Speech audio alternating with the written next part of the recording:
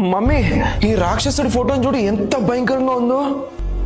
ఒడిస్సాలోని ఒక మ్యూజియంలో ఉంది మమ్మీ. తనెవరో తెలుసా? పార్వతీదేవి ఉగ్రరూపం, రుద్రుడి సగభాగం, సాక్షాత్తు కాళీమాత. ఏంటి? ఆమె దేవి చాముండేశ్వరి.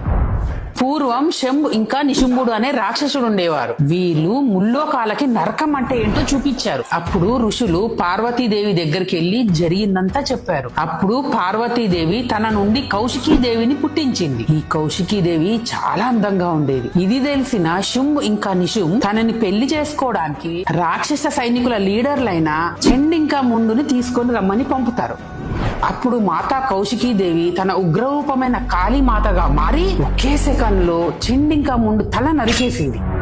అప్పటి నుండి తన పేరు చాముండేశ్వరిగా పిలువబడుతుంది. ఈ విగ్రహం 1200 ఏళ్ల క్రితంది. నీకు ఈ ఫోటోలో ఎంత డీటెయిలింగ్ ఉందో తెలుసా?